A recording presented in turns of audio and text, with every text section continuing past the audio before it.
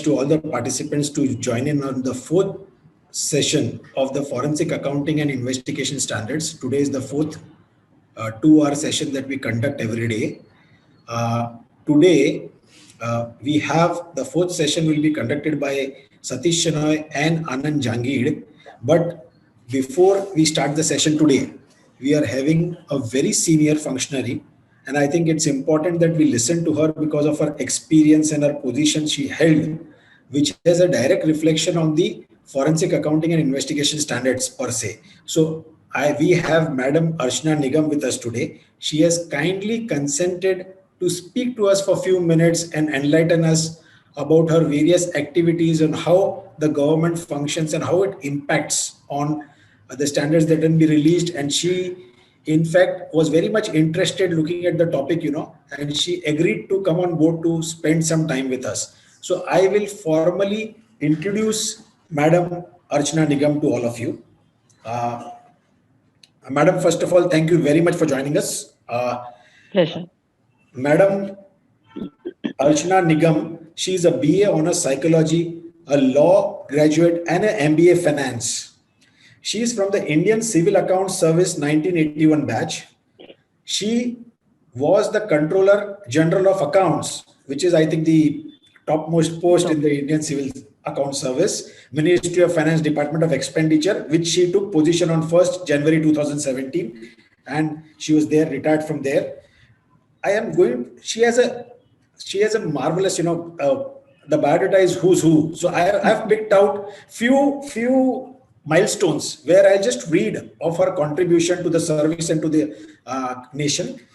She was the Principal Chief Controller of Accounts 2015-16 CBEC. Now that was the time when preparation was being made for GST rollout. So she was instrumental under her leadership to have the GST accounting portal to ensure integrity of revenue collected on behalf of the center and state.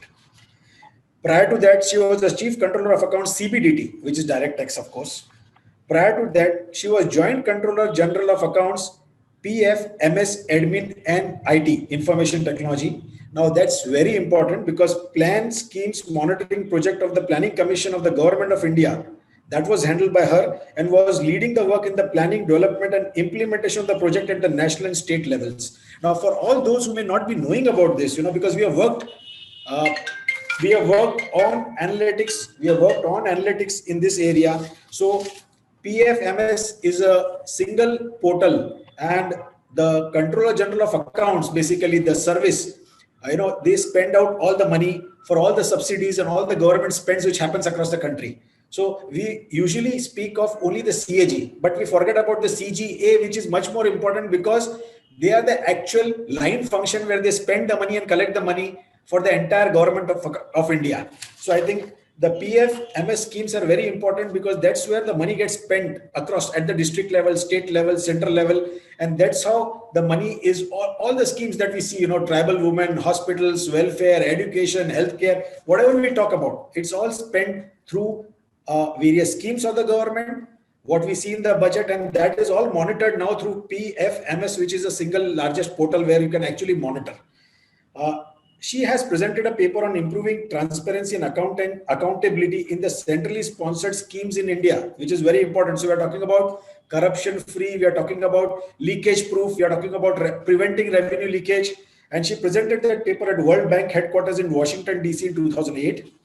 She has number of publications. I cannot go into that. She has number of publications and membership of professional bodies. And she was the Government of India nominee on the Government Accounting Standards Board. She has interest in building capacity in institution and improving the efficiency of developmental programs by improving internal control and developing paradigms of preventive audit and risk control frameworks for Government of India. Presently, after her retirement from CGA, she is now a member bench at the Central Administrative Tribunal in Jodhpur. So I think I have done a short summary of what she has done or achieved in her career. And I think Madam can now please enlighten us for a few minutes so that we can then set the ball rolling in the fourth session. Certainly. Over to you, Madam. Certainly. Thank you so much, Deepti. As you said, I have traversed many areas during my career, But may I say that I have an abiding passion, and I've always had that abiding passion for bringing in transparency and accountability into government.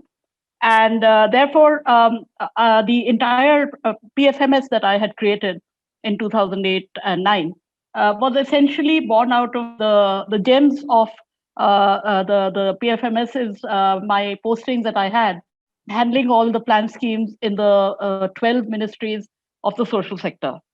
And that is to say the Ministry of Education, Higher Education, Social Justice, Tribal Affairs. This Indian Civil Account Service, if I may mention to you, was created only in 1978, and therefore we used to be fairly short of officers. So each of us in our charges was handling something like 12 departments and 15 departments, and it didn't mean that we were just doing the accounting.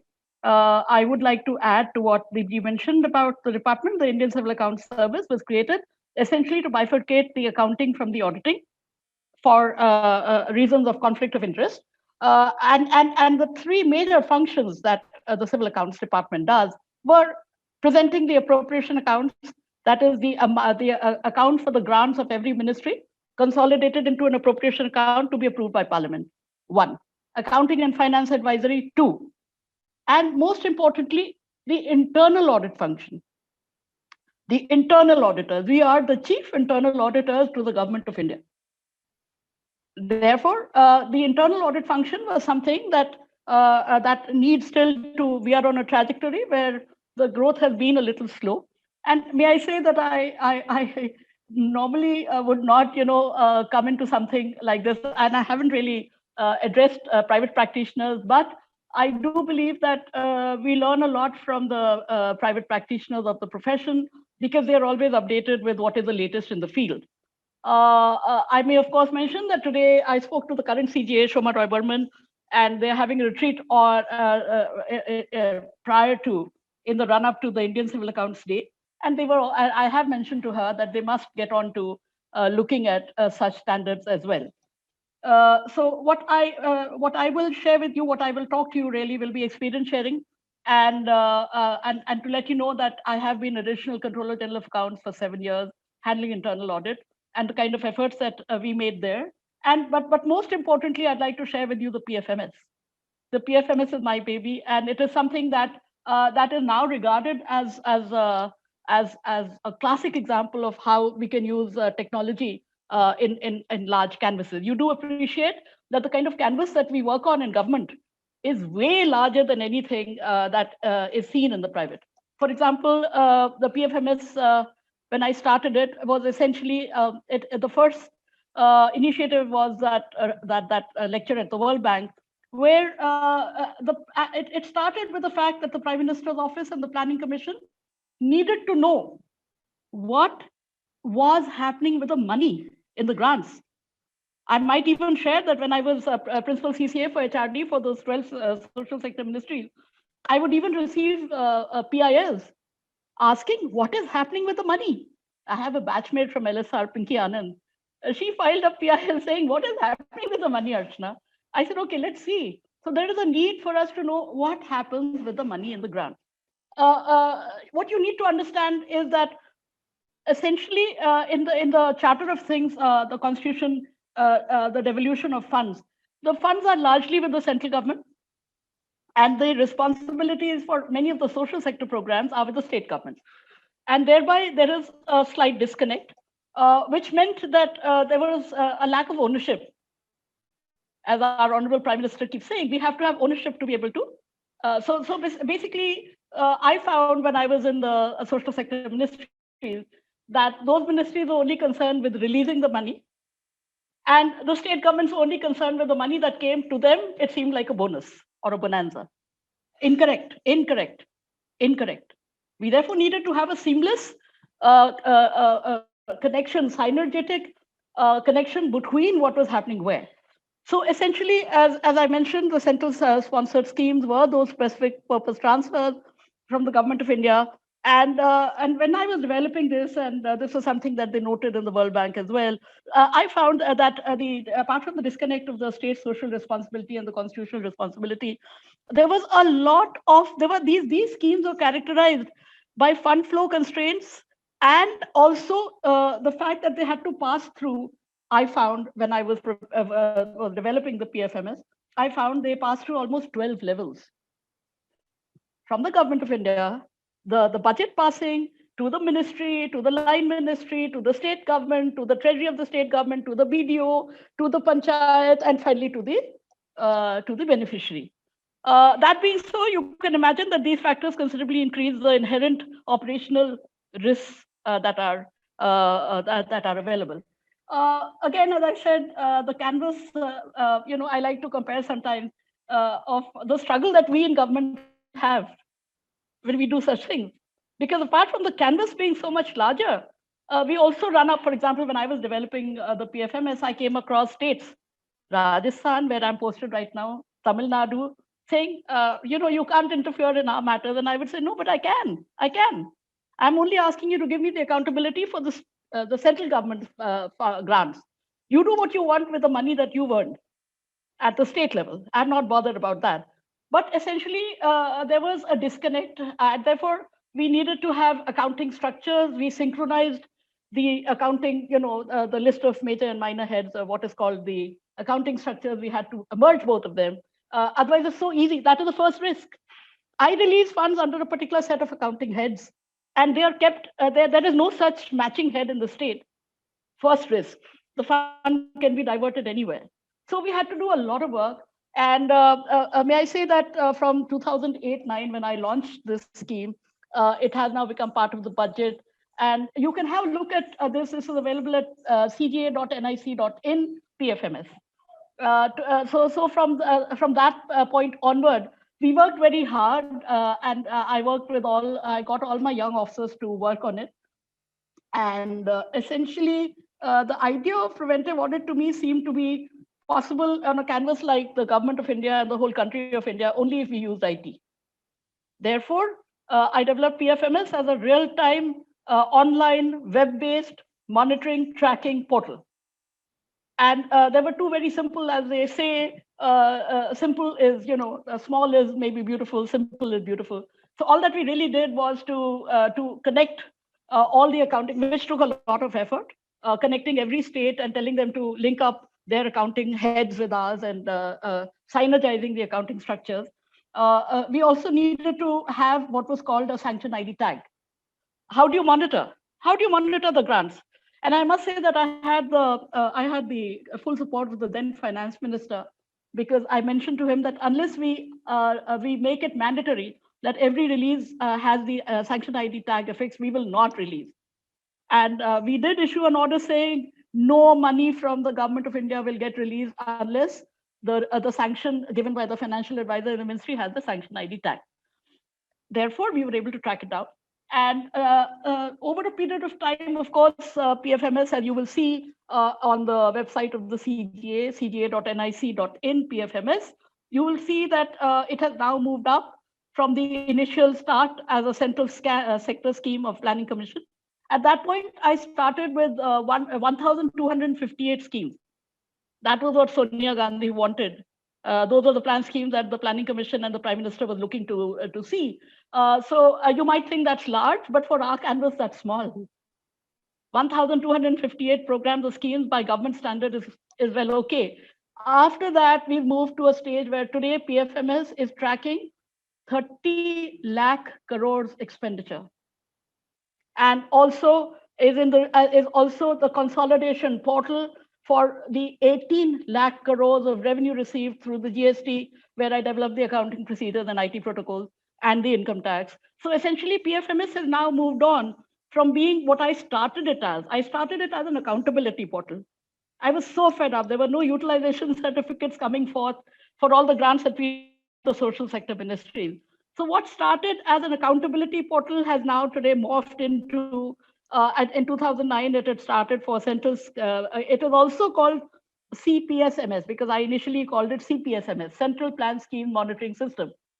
Later on, when it morphed into a much larger kind of paradigm, we called it PFMS, so Public Fund Management System, because now we are also getting onto it all the revenues, the tax revenues, the non-tax revenues, everything is on the PFMS. It is an end-to-end portal, the sanction, the payment, the accounting, the utilization, the accountability. and therefore it's one of a kind. Therefore, it's one of a kind. All the DPT that is done using the PFMS. And the Prime Minister has been extremely happy with the way the funds are now being monitored, because that is something that was very close to the current Prime Minister's heart as well. The primary objective, therefore, being to facilitate sound public financial management system by Government of India. So it does essentially, I must say, to trace the history, as I said, we had objections, and we didn't have small objections. I mean, state governments like Rajasthan and Tamil Nadu raised constitutional objections about how I could not interfere in their areas of functioning, right? So starting with those kind of objections, we also had to look at much larger issues. So essentially what I did was that in the beginning, I told the Secretary Expenditure who was working with us and the Secretary Planning Commission, that sir, in order that we don't raise any hackles, let's introduce it as a management MIS. Nobody, not even the CAG, can raise an objection to that. You must remember that all accounting structures have to have the approval of the CAG. No account heads can be operated unless they have the approval of the CAG. Ergo, we did that, and we said that we will don't get upset. This is only a management information system. So it started with an information flow development, and then it moved on to a fund flow development, and of course the ultimate efficiency of fund transfer, accountability. It is now one of the most effective decision support systems, or DSS. It is the most effective decision support system as part of the Digital India initiative of Government of India. Just in an aside, I may mention that I've been going again and again, apart from this first lecture. In 2008, the World Bank asked me to go to Brazil and Argentina and Mexico, countries which had much larger corruption than us. And a lot of what I've done in PFMS has been based on a scheme in Brazil called the Bolsa Familia. Bolsa Bag Familia Family. The family bag saying this is the money that we'll give you. And Brazil is a country 2.5 times the size of India. And I was very inspired. I said, if they can do away with corruption, why can't we? Why can't we? 2.5 times the size of India, much more corrupt. Mexico, Argentina, Brazil, I think they take the cake on corruption. So they had the scheme called Bolsa Familia, which was a conditional cash transfer scheme. I did the designing of the PFMS. I designed it largely to be something like a conditional cash transfer, where we would be able to develop accountability to see what was happening with the money spent. Clearly, therefore, we had to involve all the banks. The database today is linked with maybe about 2 lakh branches of every public sector bank of India. It is linked with the RBI, obviously, because if we are looking at the revenue receipts, we have to do a reconciliation of our receipts with the RBI, which is the owner of the Consolidated Fund of India. It's also linked with, because the Postal Department came in, and Mr. Sumit Bose, who was working with me, we decided, Sumit Bose and I, that the last mile was not covered by the banks. The branches of the banks don't go the last mile in a country like India, whereas the poorest of the poor are very often at the last mile. So then we also linked it with every post office. The PFMS is a database linked with public sector branches, bank branches of every public sector bank, of the RBI, of the postal authorities, and of all the NGOs, which makes it much easier for the NGOs not to become fly-by-night operators. May I mention that when I was handling the Ministry of Social Justice, this is only a parable, really, that I would go and do these audits, a regular audit, and I would find in a scheme, for example, which Maneka Gandhi was Minister for Social Justice, it was called the Short Stay Home, which is essentially a scheme for empowering and taking care of the orphans and the vagabond boys. And I would go to one place in Secunderabad. The address given would be whatever shopping plaza, Secunderabad. Clearly, there was no NGO at that address. There couldn't be, and I told her so. She said, just go and do an audit and come back. I said, okay, I'll do it. Clearly, this is the kind of level at which there was a disconnect. The officers in the ministries would be happy giving the grants without knowing whether there was a provision, whether the NGO had the capacity ever to deliver the services that he was talking about. School, social, whatever, health, sanitation, water, blah, blah, blah, blah. Today, nobody can do that. You do not get the grant until you give me. And then Sumit Bose and I said, sir, we can do a geophysical mapping using Google. So we've done a geophysical mapping. You give me an address of the NGO, and if it turns out to be a Secunderabad plaza, I don't let my PO release the money. Now, these are very different risk preventive measures from the kind of things that you all do. But then I just thought I would share with you that when you work on a large canvas, what are the kind of enormity of problems you face, and what are the kind of solutions you can take? I was always convinced that using IT was the only solution. The undersecretary sitting in these 12 ministries, education, social justice, welfare, women and child, youth affairs, culture, blah, blah, blah, they had no idea what was happening. Consider that they were giving grants to Assam and to Kashmir and to Kanyakumari. There was no way sitting here in their little rooms in the Shastri Bhavan, they would know. So clearly we needed that. And so we were able to do that. And like I said, yes, I told Maneka Gandhi this was happening, that you would find the same little Lord Fauntleroy's in one NGO, and then you'd find the same one in another NGO 20 kilometers down. And she said, Archana, why don't you do a whole lot of auditing and send your officers on tour? And I said, which officers, sir? Which officers, madam? The government of India doesn't provide internal auditors. In the Indian Civil Account Service, the reason why we haven't been able to move ahead on the trajectory of internal audit is because we moved out from the shadow of the Audit and Account Service, which is essentially, they said audit is our domain, you don't come into it, you are the accountants. Right. But between the two stools, internal audit sort of fell by the wayside. And that is something I'm telling Shoma again and again, please get it back onto because internal audit is one of our key functions. She said, but madam, you created the PFMS. I said, but can you see the kind of enormous national data we have here with things like data mining and whatever? Look at the way we can use our audit skills, just using the data available on PFMS. So yes, I did tell Maneka Gandhi that, madam, please consider the cost. Sending my boys on audit, if you provide me the manpower, fair enough, I'll send them. But look at the cost on touring. It is so much simpler and so much less costly to develop preventive audit measures. And therefore, PFMS was essentially started off as a measure of both the accountability, for which I have an abiding passion, transparency, efficiency of fund transfer, and an MIS. Today, no financial advisor in any ministry releases a penny without looking at it on the portal. All of them mandatorily have to issue the sanctions from this very portal, the PFMS. Yes, of course, when I went to the World Bank, and I've been there often and often, and they say, which company have you used, madam? And I would tell them this one. Very frankly, I don't think private companies in the normal course would have an understanding of the complexities of the accounting of Government of India.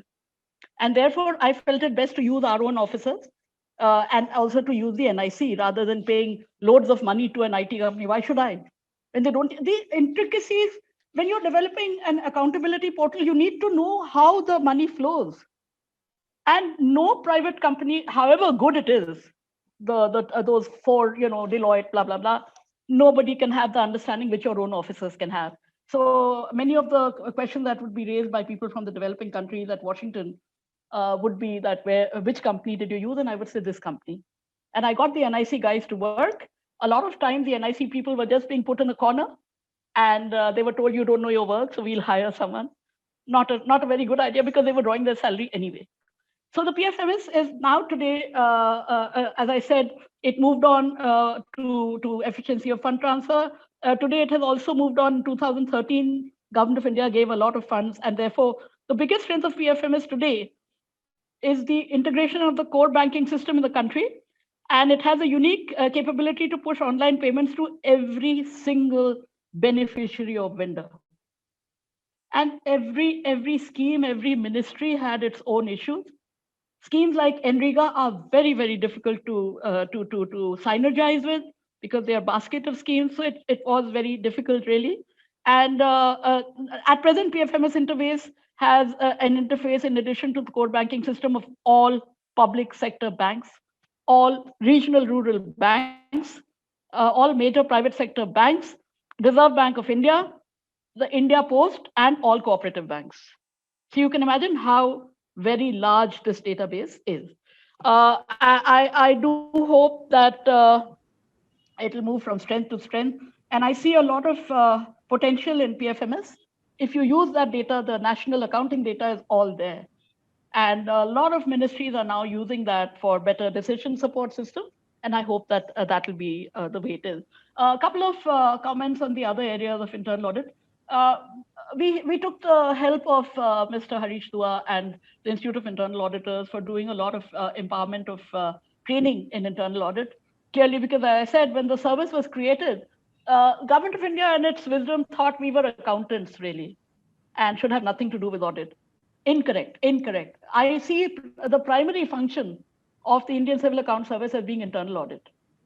Accounting is something which we still have to, I mean, in terms of professionalization, we need to move ahead for accounting per se. But of course, on internal audit, we need to move a large way. And while I was additional CJ for internal audit, we had worked on a generic audit manual. Again, please remember the canvas we worked on. So I told all the officers in my department that they had to create databases and a library, a digital library in the office of CJ of all the schemes of Government of India in their particular respective ministries. You have about 6 or 8 class 1 officers and a whole division of the chief controller of accounts. Please make a repository of all the schemes. So we have that. And then on the other hand, at the headquarters in the CGA, where I was sitting as additional CGA, we then developed the risk control framework. And we said, you will now, having the scheme, that will be an institutional memory that will pass from one officer to the next. And then the officer in position will speak with the joint secretaries concerned and ask them which are the schemes that they need to have audited on priority. Let the executive tell you. You don't take that call. So we are moving on that. And I think really that I think there is a lot of future for internal audit. I'm happy to be with you and thank you. Typically, a private company like yours are not the canvas I have either worked on or typically addressed. But here in the judiciary, maybe I was just dying to get back to the financial world because the judiciary is so very different. Not to say I'm not enjoying my work. I am a law graduate from Delhi. But there's something very challenging about the possibilities that are available today in terms of data analytics, in terms of this kind of IT structures. And thank you so much. It's been a pleasure talking to you. Thank you very much, madam. And thanks a lot because as you rightly said, you would, or a person of your stature usually would not be associated on a private platform.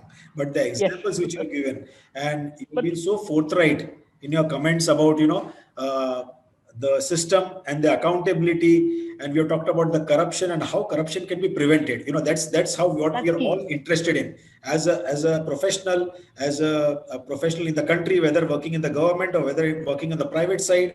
I think we are all working towards ensuring, the standards are being developed, a code is being developed, IT systems are being developed. We are talking about analytics, we are talking about monitoring, we are talking about accountability, feedback loop. All that is being talked about to ensure that, we actually deliver in our own way to the respective functions that we work in, whether it is private sector, whether it is the government sector.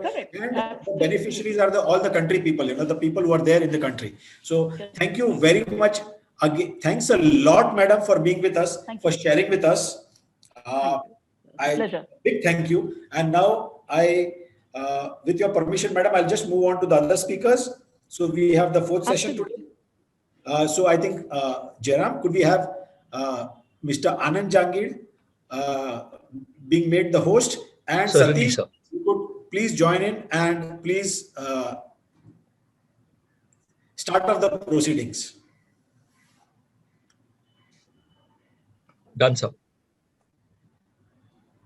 Satish? He needs to unmute himself. Yeah. Satish, so good evening. And madam, in fact, you made me speechless. I think so. The mute button was appropriate. But fantastic. I think we got a complete overview, and the important lesson that I would personally take away, Dibji, madam, and Anand would be that prevention is better than cure. And so that's a very phenomenal way in which we understood how these things operate. Obviously, the level of operations is far, far too higher than what probably each one of us do in our respective work. So thank you very much for that. And we'll start today, today being the fourth session, and welcome to all the participants for this session. I will not talk too much about the background, but the FAIS, the Forensic Accounting and Investigating Standards, have come through the ICAI, which is the Institute of Chartered Accountants of India. This is to obviously give a very minimum standard. This is just a background of the story so far. And then, of course, I'm sure Anand is just raring to go on this 300 series. The standards came about because we wanted a minimum standards for undertaking the FAI assignments, and also for an indication of the quality of services expected. And there were many principles which are applicable while conducting the audit. The Digital Accounting and Assurance Board, DAB for short, was given the task of completing these standards, and there was a very rigorous process, just as Madam was explaining about the process. But of course, it's not that kind of a volume, but it's a very rigorous process that is being followed to make sure that these standards are there. And it includes a process where the documents are actually put up for public review, and an expert committee was formed of senior professionals, and uh, the discussions used to take place every week, and thereafter the documents, the standard was released after an approval of the council. So basically, there were 5 sets of standards. The series 100, which we spoke on day 2 of the uh, of this webinar, because day 1 we talked about the overarching documents. On day 2 we spoke about the standards which are on the key concepts, and on day 3 we spoke about the standards on engagement management, and today we'll be looking forward to the standards on executing assignments. The entire document, which is 112 pages in form of a booklet, or rather a book more than a booklet, talked about forensic accounting. It talked about discovery and how we evaluate evidence, and we talked about communicating these findings. We said how this is applicable to these members of the CA Institute, because this is the jurisdiction of the CA Institute is only over its own members. Then we spoke about the difference between investigation, which is a systematic and critical examination of facts, records, and documents for a specific purpose. We spoke about fraud, which is intentional and deliberate act, which deprives another of property or money through deception and unfair means. And we spoke about litigation, which is the process of handling and settling dispute in the court or before regulatory body, including mediation. One important aspect of our FAI reports is that it is going to be used as an evidence in the court of law, and therefore the rigor of saying what you actually meant is there. At no point in time we can ever say that, of course, it applies to internal audits as well. But even in an FAI assignment and the report, one cannot afford to say that this is what I wrote, but this is what I meant. Then we spoke very in depth about the basic principles, which is the overarching principles that need to be followed in any FAI, and that included the quality and continuous improvements. It talked about independence, integrity, and objectivity, which Archana Madam also spoke about, the concept of independence and, of course, integrity, the points that she mentioned as well. And, of course, the points about due professional care, the skills and competency of requirement of FAI assignments, the primacy of truth, because one of the most important aspects of an FAI engagement is to have the one version of the truth. Respecting the rights and obligations of the suspect, I think in any interview process, this is a very, very important aspect of it. You cannot, no FAI can afford to, intimidate the suspect, or we have to give him or her all the opportunities to make their point. We have to separate facts from opinions, because facts are facts and opinions are opinions. Opinions are formed on the basis of the facts. We cannot have different versions of the fact while we can have different versions of opinions. And confidentiality is the single most important principle that one needs to really talk about. So in the standard, in the 100 series, we spoke about the nature of engagement.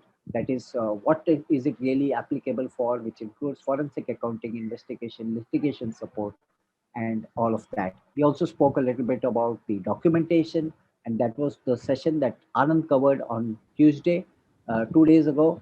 And he spoke about the documentation, he spoke about the objectives, the fraud risk, which is an important aspect that Anand had taken us through, is to understand the different concepts of the fraud risk assessment and how do we need to go about it.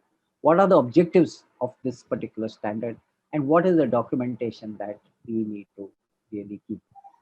Emphasis was also made on FAIS 130, which is on laws and regulations, and to understand how a checklist-driven approach will help us in conducting in addressing this issue. The most important standard I felt out of all the four, and the one little which requires a little deeper understanding, was on applying hypothesis and how we can probably prove, disprove, or not prove these hypotheses, and at what stage these hypotheses need to be made, and how do we prove this through and through. Then we came on to day 3, where we had another great speaker, Naval, who took us through the standards, the 200 series, which is the standards on engagement management. And standard 210 talked about the engagement objectives, to set out the objectives, responsibilities, and objectives of various assignments. What are the requirements that we have? What kind of documents we need to keep while doing an engagement. The standard 220 talked about engagement acceptance and appointment. That is, how do we arrive at the scope? What are the objectives? Again, what are the different documents, the draft engagement letter, and obtaining written consent. We also spoke about scenarios where probably if we do not really get a very formal letter, and yesterday a beautiful example was given where they say, do the forensic audit of this organization. And that doesn't really, not a forensic audit, but a forensic accounting work of a particular entity. That doesn't help. But we also spoke about ways and means in which we can address these kind of issues. And we also spoke about the requirements of this particular aspect. Then the use of an expert. I think this was a very important, at times it might not be possible for FAI professional to have all the skill sets that are required for conduct of the audit. Maybe you require a handwriting expert. Maybe you require something very specific for which you might not be able to have a skill set. And what are the responsibilities when an expert is engaged, and who has the final responsibility over the work done? Whether it is possible to do what is the extent of supervision that is really required while carrying out the use of the work of an expert. And we talked about the last 240 standard, which is on engaging with agencies, and what is the precautions, what are the chain of custody of digital evidence, what are the working papers, the reports that are really required, what does it really extend, and how we need to have the agreement on objective scope and the plan procedures that we really needed to have. So here we are today on Thursday, and the last day of the webinar. And we have Anand back with us, who's going to talk to us about the standards on executing assignments. There are 5 standards in this series. The first one is on the planning and engagement. That how do we do the plan? What are the gap assessments? How do we assess the risk impact? How do we derive strategies for the implementation? And how do we review and monitor? I must say that today is a very, very important session. We of course had a very motivating start to the day by Archana Madam, who really spoke to us about how it works in the government. And today is the set of the 300 series is all about execution of assignments, and therefore this is a very important aspect of the entire standards which have been released thus far. And then the FAIS 320 talks about evidence and documentation. That is the responsibility of the professional to discover appropriate and reliable evidence and maintain sufficient documentation. And Anand is going to, take us through all about how all this needs to stitch up together. And then FAIS 330, which is the third standard in the series, is about conducting the work procedures. That is how we do a preliminary analysis, a detailed plan, how we find out in phase one, what do we do in phase two, how do we assess and investigate in actually in the phase two, how we have a discovery evidence, and how we prove or disprove the hypothesis, and how we modify plan and the need, how do we also assess the need of an expert. The FAIS 340 is about conducting interviews. That is, wherever necessary, we need to have interviews with these suspects, and what kind of documents we need to scrutinize, what are the methods in which we develop questionnaires, and how do we modify it as we move along. The interview methods, obviously, with the themes behind it, the relevance, the basic principles, and obviously having any evidence without inducement. And confidentiality is again spoken about in the standard, that how we make sure that we comply completely with all the laws. And I think Anand will is having the best experience to take us through this particular standard. And finally, for closing the session, we will be taking up this FAIS 350, which is on review and supervision. And what are the steps involved in terms of the scope, the objectives, the documentations, including the documenting the key steps in review and supervision, depending on various factors, and where appropriate review should be evidenced in writing with the reviewer details. So the reviewer and the supervision, because doing is doing, but making sure that something is done correctly, well, in line with the laws of the land, is something that requires with the standard is talking about. So he'll take us through the entire steps of the extent of review of supervision that we have, the nature and nature of the review and supervision that is required, and in case there is any change in circumstances, because not everything will move in the way in which we anticipate. But so how do we kind of take care of these things?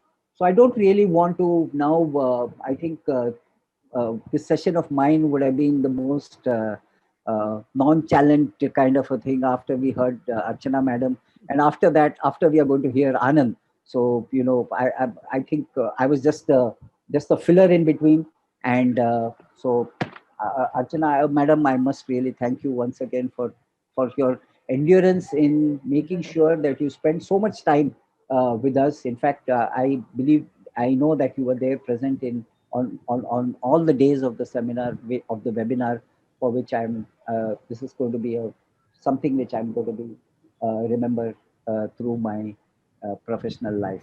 So Anand, over to you. I mean, so you can, of course, 6:45, you can have an hour or so for the deliberations, and with Dibji's permission, we'll take question and answers.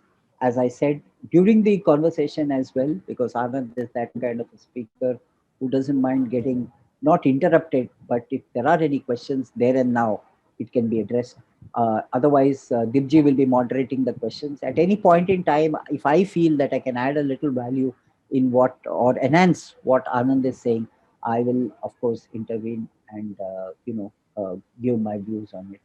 And so over to you, Anand. We are all ears now to take us from the 80,000 feet that Madam took us to bring us down to the grassroots level, and actually, and take us through on the ground. Thank you very much. And thank you. I believe professional acumen is with you people. We have the canvas, but the professional acumen in terms of skill sets is something we have to learn. So private-public participation is good for both. Absolutely. Absolutely, madam. Thank you, madam. First class. Satish, thank you to you, because you have been the main anchor, from start to end. Very much. You just said, it's not important, and Anand will do it. Anand, of course, does a fantastic job. But Satish, you have been the main anchor, and in designing this program, in taking it through, and you do a recap for the earlier episodes or sessions, I would say, and then at the conclusion, you also conclude it beautifully. So thank you very much, Satish, and over to you, Anand. Thank you, sir. And just to add to what DG sir said, sir is like Sutradhar. Satish sir is like Sutradhar. He's like managing the whole end-to-end. He guide us, and thanks for your guidance, sir. So without much ado, so it was great to hear Archana ma'am, because being part of TDS CPC from Infosys, I understand complexity of business, and I was just going through the thing, the DBT transfers and all thing. Amazing thing, ma'am. This is like really hats off to all of you for bringing, because corruption is one thing which is also under our thing when we try to see it from FAIS perspective. So this is actually a big blow to the corruption things. Anyway, so I will just try to take everyone through the 300 series. And 300 series is actually the most interesting one, because I was going through yesterday. I couldn't attend it, but I saw the YouTube video of Naval, and he has done amazing deliberation. And on day 2, I have taken up with the basic concept. So basic concepts are great. What are the preparation for a kind of engagement is great. Now we come to the phase where we have to execute the assignment. And SA 300, like what we call FAIS 300 series, is all about that. And this 5 standard which has been released is really very interesting. As I have done it in the 100 series, we are actually trying to mix it up, both the thing with the practical exposure, and ensure it up that we try to know what is there in the standard and how do we apply it in a real sense. So with that, let's start with the first one, which is planning an assignment. Now, this is a snapshot of the standard, which I just thought I'll discuss with you all first, and then take it to the thing. So the snapshot of the standard is very much in line with what we have seen in any other engagement a person goes on. In fact, there is a difference. We talk about what is an assignment, what is an engagement. There is a difference. Both the word has been also discussed. But let's try to understand what are the planning which is required depending on nature and complexities, which the professionals has to familiarize himself with the stakeholders, because not every 2 assignments are going to be same. And we all know about SOWs to be done. And when we are doing any of the FAI, the key elements of planning would be the nature that and the matters which are being covered in the scope. Let me give you an example. One of the critical case which we do in any banking fraud is money trade. So how the money started, where the money went, and all the things. Now the similar case is done also in PMLA, Prevention of Money Laundering Act, in cases. But the engagement where I'm doing it, the banking transactions, and when I'm doing a PMLA, there are 2 different things. One is a very much a criminal case, and I have to see from a different perspective. There are cross-border issues and other kind of things which will come into picture. Whereas in the banking thing, it is going to be there. So I need to be very clear about this, and when I'm planning my FAI. But having said that, the standard at multiple places says that you cannot be rigid. You cannot be like, okay, this is my plan and I'm going for that. Your plan is as dynamic as the nature of the business, because we have to be in line with the overall scope. The objective is we need to consider all the risk factors, limitations, restriction, and the step to mitigate them, because I'm sure none of us would like to become a James Bond and want to go into areas like Naxal infected and try to get a kind of evidence out from there. So that is not going to happen. So you need to have the limitations, the restrictions in mind when you are planning it up. And based on hypothesis, one of the point which Satish sir rightly said, applying hypothesis is one of my favorite standard, because it is really, test your knowledge or your expectations from that, and how would you like to do that. So from that perspective, we need to have our work methodology aligned to the hypothesis. And when we are doing it, it goes without saying that we need to evaluate the skills, resources, and timeline required. Now, skills and resources is one of the key things which we should know. And the standard clearly says one point: if you don't have the skills, don't go by the assumption that I will acquire the skill and I should take over the thing.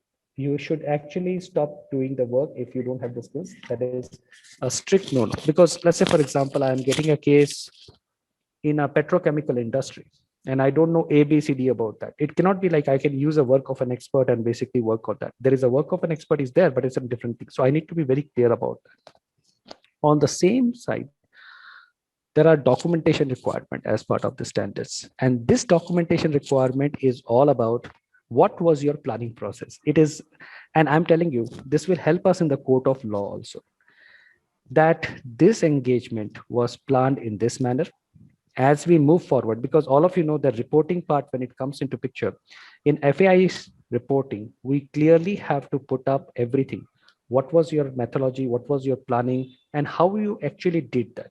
So all these things has to be brought. Anand, I'll just interject here a little bit. Yes, sir. When you are talking about work of an expert, I think the standard, you're very right. It's like a, in a budget, when you make a budget and you have a miscellaneous item, that miscellaneous item cannot be 90% of the budget. That miscellaneous item should be 10% of the budget. So same way, when you rely on the work of the expert can't be doing 90% of the work and you say I did 10%. So I think that is the context when you actually say. So you're right in absolutely saying that if you're going to do a assignment in a hydrocarbon industry and you know nothing about it, you can't say that I'll take an expert and he'll do 95% of the job and I'll only make the report or something like that. So that is the context. A miscellaneous item should be kept as a miscellaneous. I'm not saying that the work of an expert is miscellaneous. Yes, but I just drew a parallel so that we understand contextually why you said what you said. Thanks for adding to that. In Because fact, if I may just add, when I mentioned that we used to have these schemes made into a database in every ministry, and then I told my officers, please get the joint secretaries, additional secretaries to tell you which scheme has the greatest risk. You don't know it as an accountant, but let them tell you. So they are our experts in that context. And that should be participative audit. Unless it is participative, acceptability is, as we all know. Very much, ma'am, very much. And coming to the last point, which is on the requirement in a snapshot, what we have is, we have to follow our laid down procedures. And I will show some examples also which are there. And it should include that we should have a, one of the key thing in essays also, we have standards of auditing for chartered accountant. And there we have one of the very important essay which is called knowledge of the business before we do that. Now, same thing has been brought here that the relevant business, we should have an understanding, at least on that. What are the risk consideration? Because, fraud risk was already discussed in the 100 series. We have talked about that and sir also mentioned about that.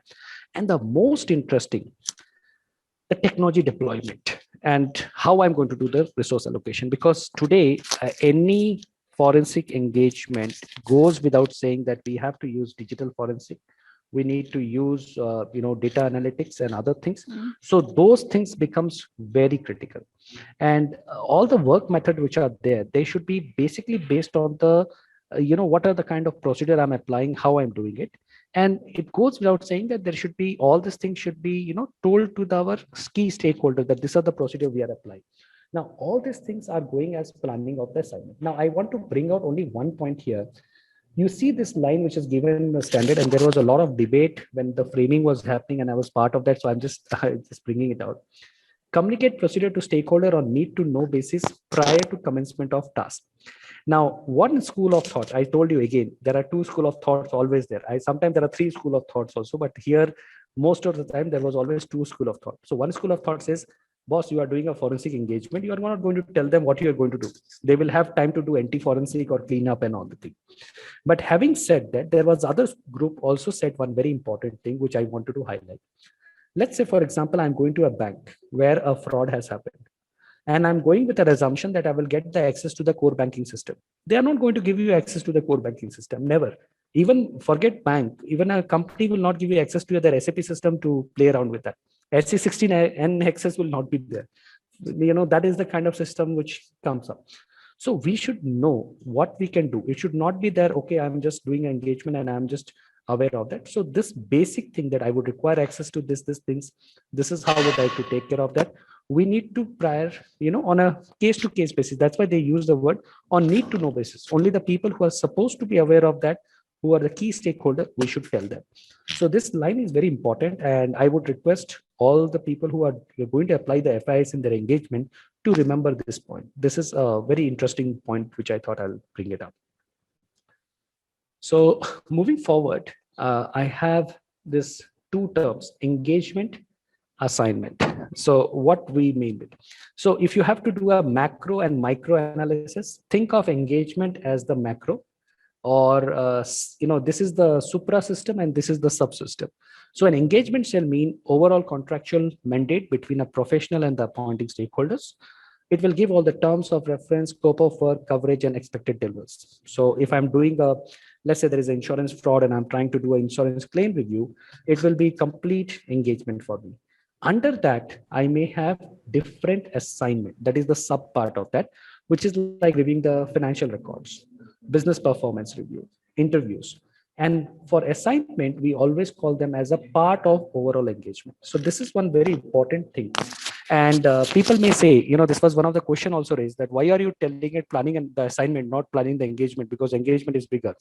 But there is a question which comes, assignments are, it is not about big or small. You need to see the overall picture, the holistic view. Assignment where the actions are, because if I'm actually doing an assignment of let's say any case which is there will be different teams. There are teams which are expert in interviewing. There are teams which are expert in investigation. There are teams which are very good in data analytics. There will be a part of the team which will be very good in, let's say, going and getting the information from open source intelligence. So I need to be sure about that and divide the whole engagement into different assignments and take that forward. So this is one of the thing in FIS 130, which we should 310, which we should be aware of, because this is a very important distinction which they have tried to do. So, and also why this assignment word was used rather than engagement. There was a lot of debate, as Anand has rightly said.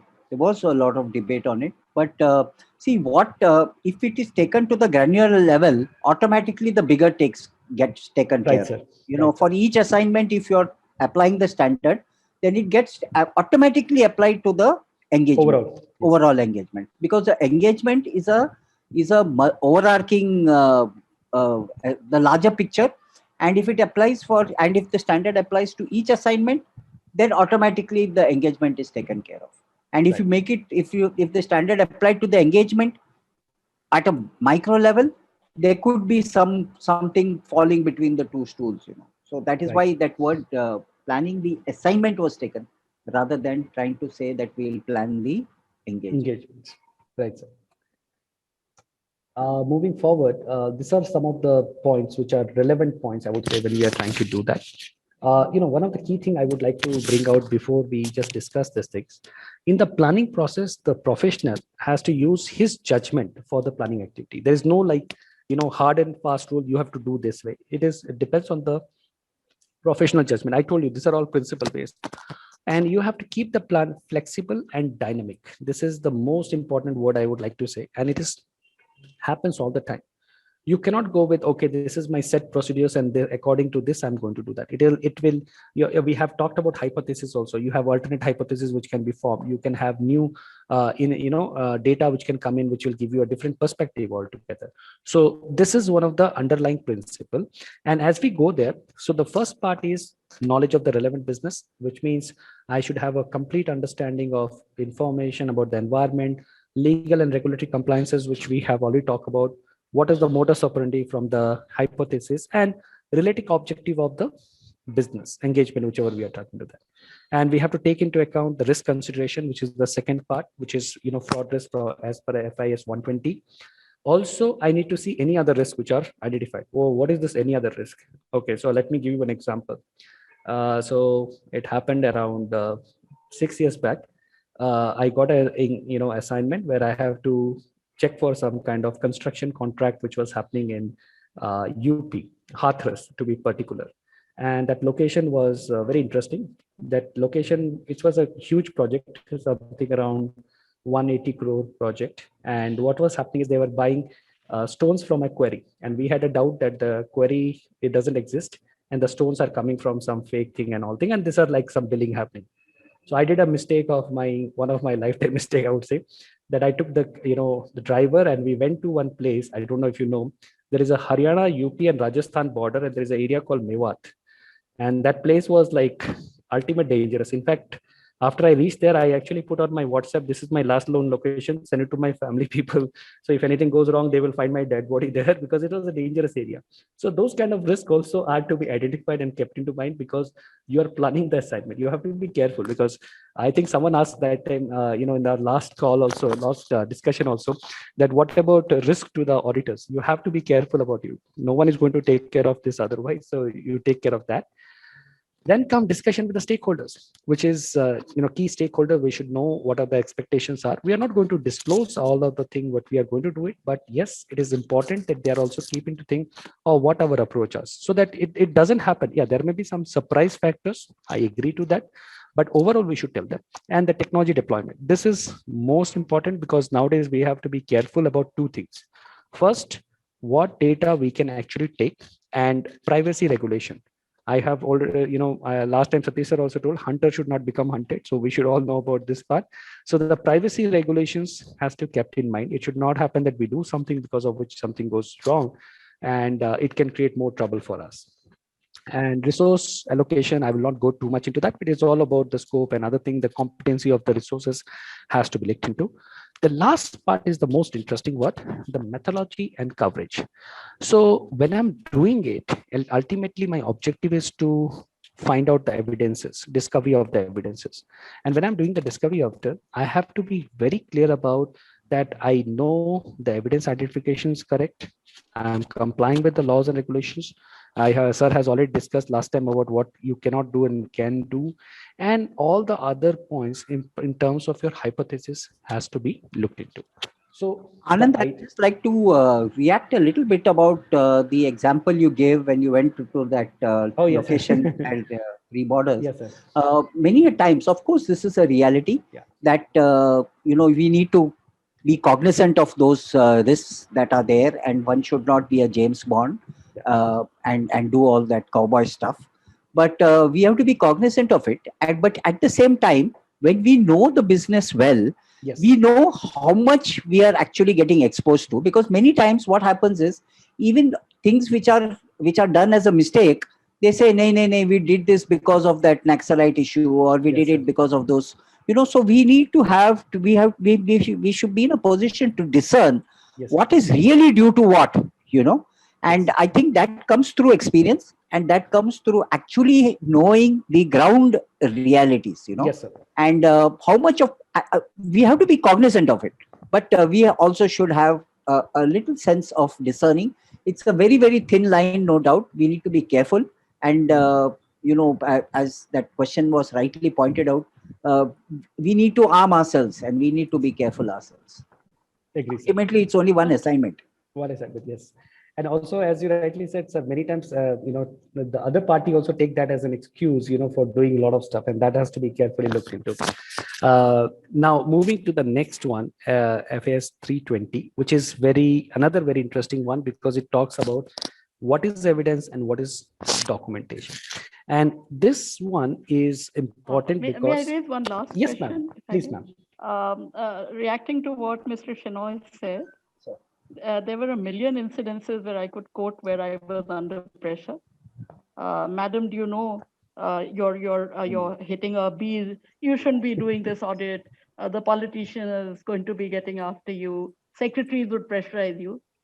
I, from my experience of 35 years as an internal auditor to government, what I've learned is your risk is mitigated to the extent your profession is respected. Yes.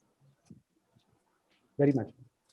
The risk that comes to you as an officer leading audit, there were times when I would have to lock my officers and myself inside because there were people coming with stones and throwing it. How dare you come and audit our NGO?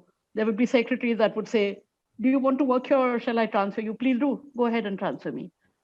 If a professional audit is given the respect it is due, then your work also tends to be more protected.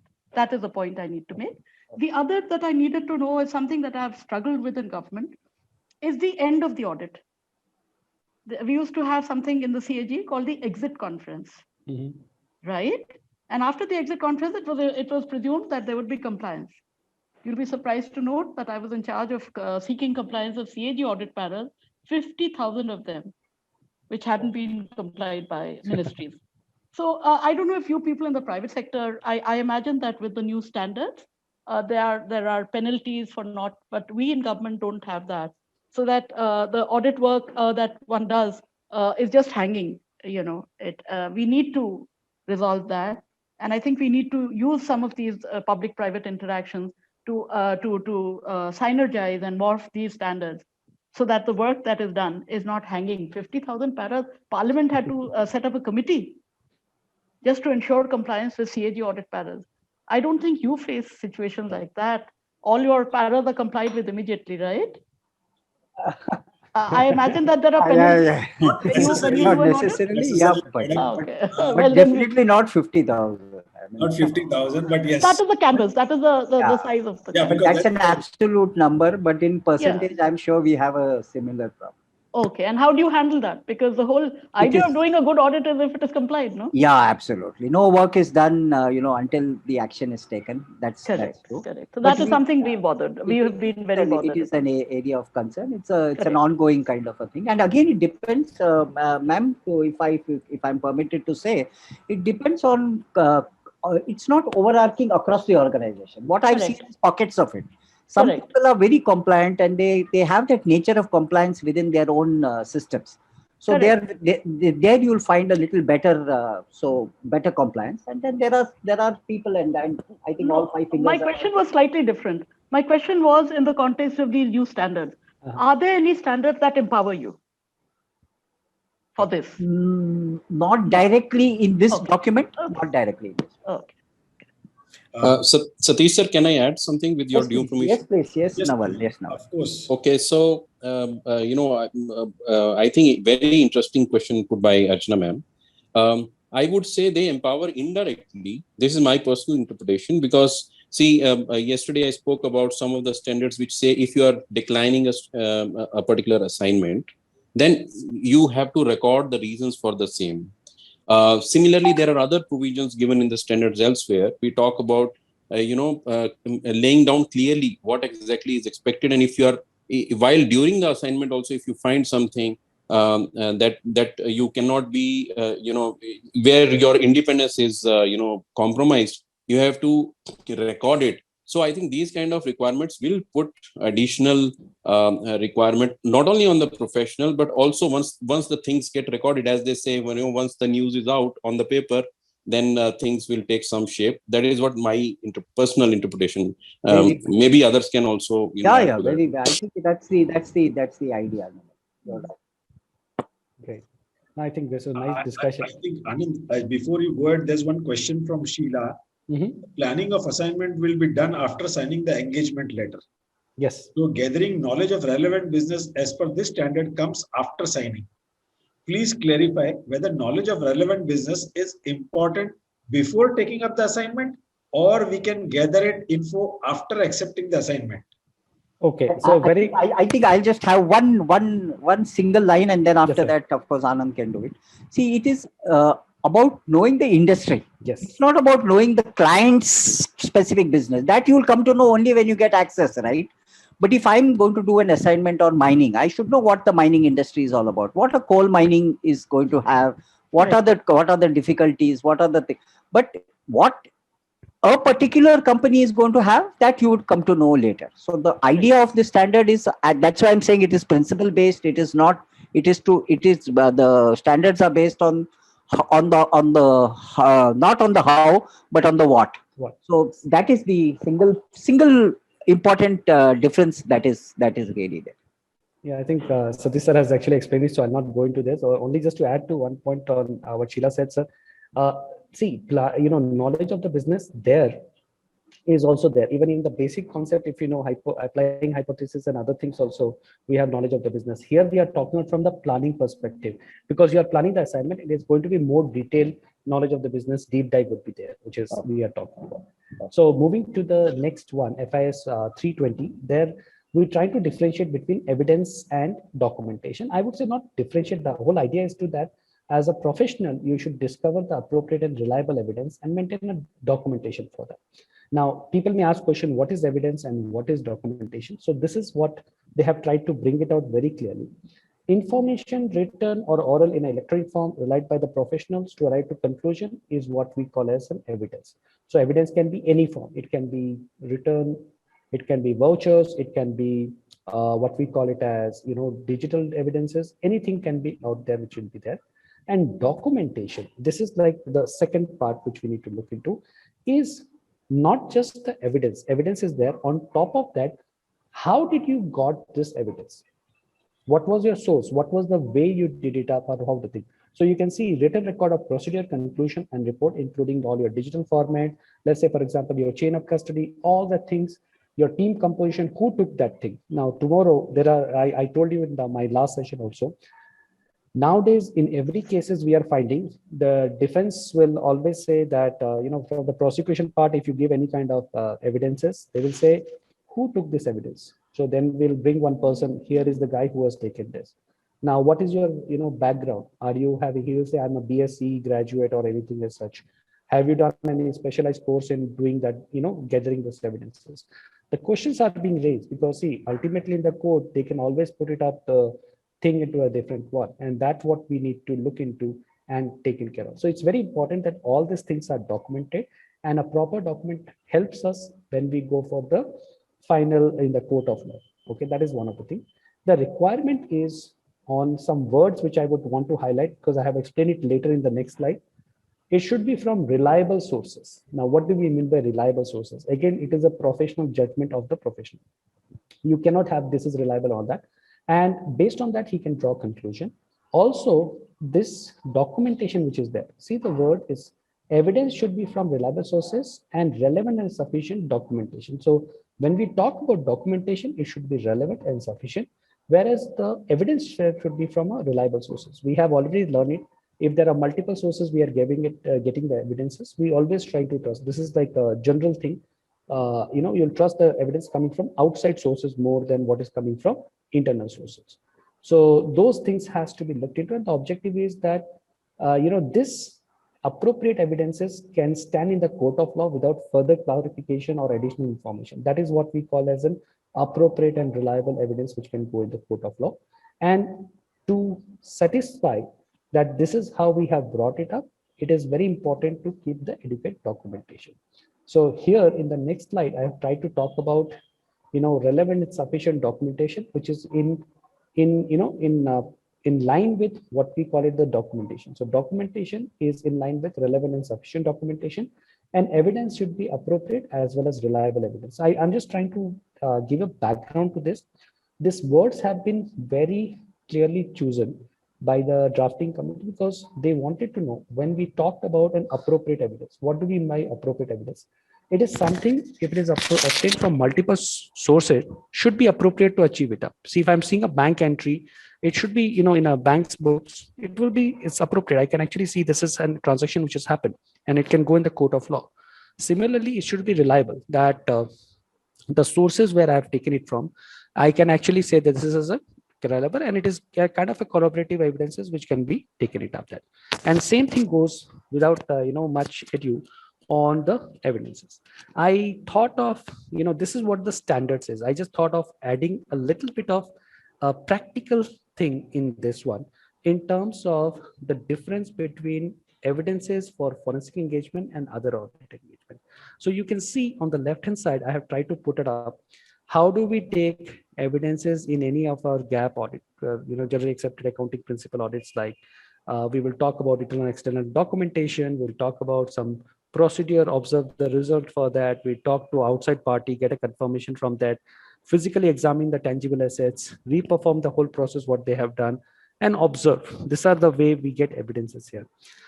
But when I'm talking about evidences in a forensic assignment, we need to know these are something, if it is a public document, much better. Because, if I'm getting some data from MCA, today I got a very nice news. I was very happy. MCA and CBIC are going to share the data. So you are going to get a very interesting thing. Next time we do an SFIO assignment, you will find that they will have access to your GST record. Now, these are all public data and all the thing which gives you a more detailed information. Or let me tell you one very interesting thing. Did you see this point? Key individual, the related parties. Now, what would be a better database than Election Commission of India? Don't you think I can go to the Election Commission of India database and find out on that house how many people's names are there? So that will give me a better thing, public document. I can interview the knowledgeable people to understand that. I can have informants who can give me these things. There can be laboratory analysis of documentations or digital evidence, whatever we are talking about that. I can actually analyze all the transaction, manual journal entries, JEs are always the thing, or use of any physical and electronic surveillance. I told one word last time also, we call it the electronic surveillance, we call it as data valence, trying to get more and more information about you. Because I don't know if you are aware of this, but there is so much information about you which is floating in the web. And those kind of things can give you a lot of information to the professional on FIS professional to work on that. Just one more part quickly I will talk about in 320. I just gave a little more time on that. That is the difference between documentation for forensic engagement and other engagement.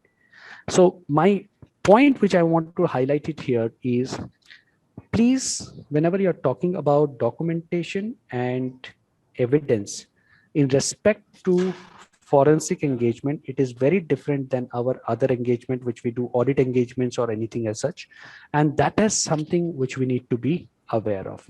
That is the point I wanted to drive here. And I hope, you would be able to do that, because many times people just think, okay, forensic engagement also is like an audit engagement. No, that is not true. We have to be very careful in terms of both the documentation, because see, in the forensic engagement, I have to be very clearly document everything. What was the technique used? What was the tool used? What was the device I have used? And who are the handler of the evidence? The, chain of custody, all these things I have to bring it up together, and only then I have to take that forward. So that's on FAS 320. Let me move to the next one. On FAS 330, this is the biggest one. And Naval sir knows about that because there was some discussion on this big one, which we have to talk about. Now, this talks about how do you conduct your work procedure? How do you do with that? So the snapshot says when you're doing an FAI assignment, we need to develop a plan work procedures. And according to the work procedure, we have to make sure we do an effective execution. So if you see, I have tried to break it down in phases. Like first phase is developing work procedures, which is preliminary analysis and a detailed plan. And you consider the fraud indicators. We have already discussed about what is fraud indicator and fraud risk, which is nothing but the red flags. And based on that, you assess and investigate in the phase 2. And in the phase 2, I have already drafted the hypothesis. So I need to discover evidences as per the hypothesis. So that end of the thing, I can actually prove or disapprove the hypothesis. And if required, there are also possibility that I go onto the field and I find that, okay, this is not going to work. So I need to modify the plan, assess the need of an expert if required, and take that forward. So those things are coming in what we call as the conducting of your work procedures. And also one very important thing which I wanted to bring out here is that the requirement is to make sure you, whenever you're doing it, though it is phase 1 and phase 2 we talk about, I'm just explaining it up. It is always better that we are clear about the hypothesis and how we'd like to share it up. And all these things, the methodology and other things has to be properly documented, because ultimately, I'll tell you, this is also a personal, suggestion. One case will go for 6-7 years. Now, that is like if it is a good, fast case. You know that now, when this Nirav Modi case happened, when was this? I think there are prosecution which has been talking about that. Till now, this gentleman is not in India. Today, they have told he is going to come back to India. Maybe another 1 week, he will take time to book his ticket, or I don't know who will book the ticket this time. Government of India will book the ticket, I hope. And he will come to India. And Punjab National Bank is booking the ticket. Punjab National Bank will book it. I hope, sir, they book it. That will be good. But if they do it, the point which is going to happen is he will come now. Now, imagine you are the person who were actually part of this engagement. This happened years back. It's already around 3-4 years now. Would you remember everything what you did at that point of time? It is very tough. So a good documentation is going to help the professional himself. It is in our own interest to do a good documentation. No one likes to do documentation, I know that, but it will be helpful if you do a good documentation out there in terms of all your analysis. So, Anand, yes. just interject. Uh, Throughout the standards, as we are discussing, Sir. we have assumed that all the work that will be conducted, all the standards that we apply, they'll stand legal scrutiny, number one. And we are going to, it will be suitable for a court of law. Yes, sir. So it is assumed that we are all going to go to court finally. But I think it may be suitable for a court of law. It should stand the legal scrutiny. Yes. But it may happen we conduct the investigation, we do the forensic accounting, and we don't go to court. Very much, sir. So I agree. But then there are another cases which come. I'm just giving you a No, practical no, issue. just I'm sorry to. Yes, sir. Dipji, see, it is better to have this state of readiness, rather than being caught the other way around. absolutely. Should the case come up, you can't get back to documentation. If you Absolutely. have documentation, you don't care whether it went to the court or not. Absolutely. So, Absolutely. I'm just voicing my absolutely. thoughts. It's a good problem to have that your documentation Yes. is there, but there is no legal case. Yes. It's a bad problem to have that there is a legal case and you don't have a documentation. Absolutely. And sir, something what I would like to add to this, which is again, please, I'm just giving my personal opinion, not to be quoted anywhere. If you have done a forensic audit of any, You are being quoted on YouTube anyway. no, I'm just giving personal opinion. So I'm just telling it as a personal opinion, not from a drafting committee perspective or anything as such.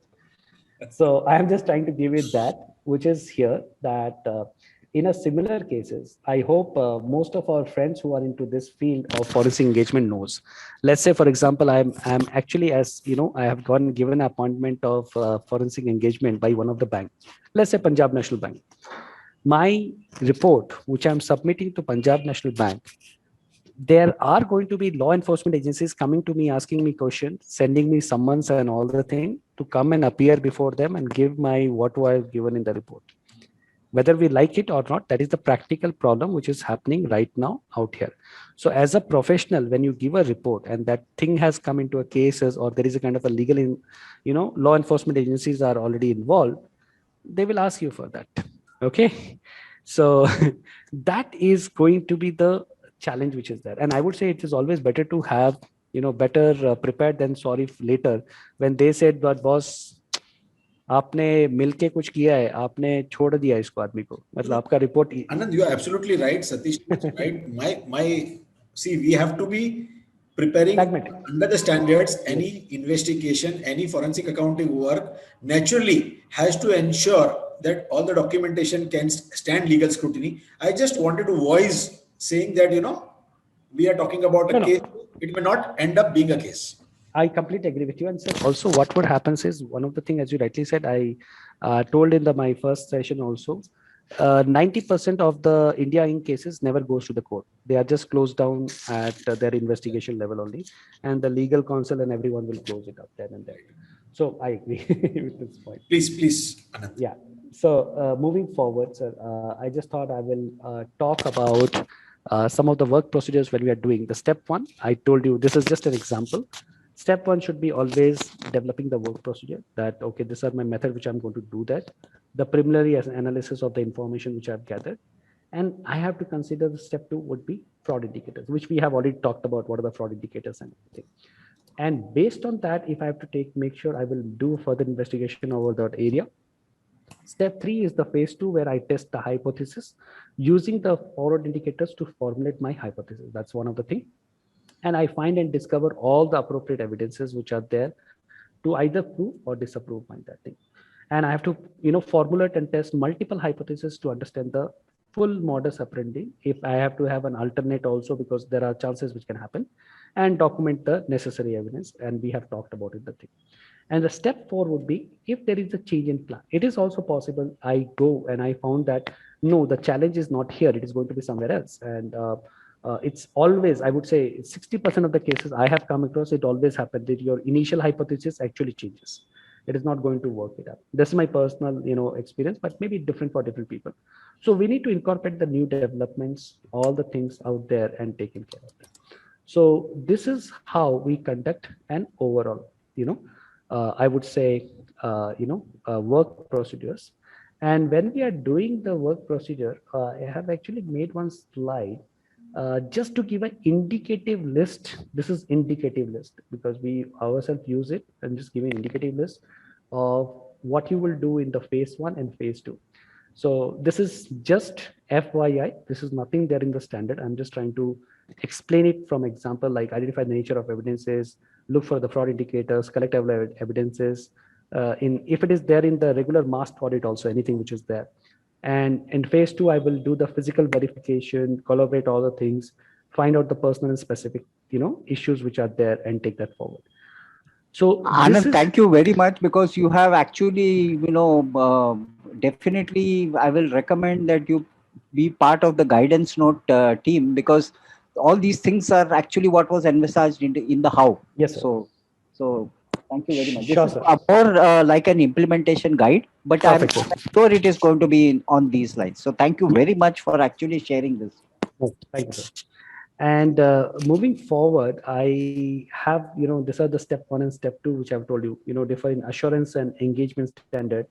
I think this also is more from a perspective of when you are doing a work procedure in forensic and investigating engagement and non-forensic engagement. You can see the structured gathering of documentary evidences and testimony in order to build the path and to validate the hypothesis becomes very important. And all the people who are on the job should be trained on knowing that this is the investigative techniques. I would say one of the things which I have learned that many times, even a junior team member can come out with some very interesting points. So everyone's point of view has to be done. And the timing also, when we are doing it, of launching any particular techniques has to be, there. So which is, gives us a complete, understanding of this. And interviewing a knowledgeable person to extract non-conventional information, that interview techniques are something which we have, and we need to look into that. On the other side, it is self-explanatory what we do in our other assurance and accounting engagements. So I'll not go into that. One of the things which one of my team member actually helped me prepare it up, and I really liked it, and I just thought I'll share quickly with you. I'm sure all of you know about the crazy Eddie case. It was a 1971 case, very famous case. I remember when I joined Goldman Sachs, they gave me 2 cases to read first. One was the Crazy Eddie case, and the second was Barings Bank, which one of the biggest bank failure which happened. So this was our induction case studies which were taught to us. So I can never forget Crazy Eddie case, because this was one of the very interesting case. This company was there in 1969, had 40 stores and everything. They rapidly grew, and there were 2 people, Eddie and Enter, and these people basically sold most of the stock, and then they sold the company itself. If you read about that, you will find it out there. And 1989, the new owner filed for bankruptcy. So I hope you have heard about the interesting write-off by HP. HP autonomy case was one of the biggest write-off. But in the old time, when I'm talking about the 2000, 2001, this was the interesting case which we used to know. And the name itself was very interesting, Crazy Eddie. Crazy Eddie Inc. is like one of the, stores which were there and all things. Now, if I have to do a similar case, so one of my team member made it up, and I thought it's something which you can actually share. So the first part would be engagement, where you do a preliminary analysis, you understand the scope, you prepare the engagement letter and document the scope. So this will be the kind of task you will do, and the outcome is going to be the engagement letter which will come out of that. Then I'm conducting my work process. So I will create the hypothesis. I will understand the internal controls. I'll understand who are the stakeholders are there, what are the thing, and the ratios, key ratios. You can see these are the things which were happening out there. The key ratios which were extracted out there, and was very interesting. I don't know why people couldn't find the red flags. There are so many red flags which are there, kind of differences which are happening. And then you do a risk assessment. So what comes out of this is a kind of your key ratio tables, and what are the weakness, what are the things which you need to look into. Then you do the risk assessment. You identify the priority areas. You check for the red flags, or what we call fraud indicators. So you may notice a swing in the cash balance and investment, drop in the inventory, value of inventory. So these are some of the fraud. Based on that, we draft a plan which will give our priority ideas identified in terms of the physical verification, cash, because I don't know how did this company took over, because they took over and they figured it out that all the inventory is missing. Those people have sold the inventory and it is only there in the books. Okay. So that it is, a kind of a $200 million fraud which happened at that point of time. If you convert it in today's thing, it will be in billion altogether. And then conduct the procedures, interview the CFO, accounting staff, trace the fund flow of the investment. That would be the procedure we will do.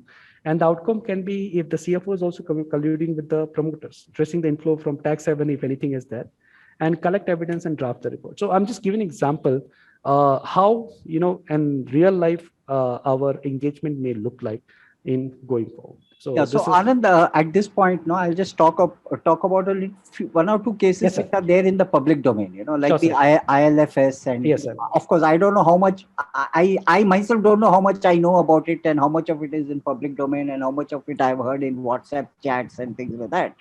But you're right. I mean, sometimes it becomes, we just wonder when we read the facts of the case, like Wirecard or Yes. ILFS, or for that matter, Satyam.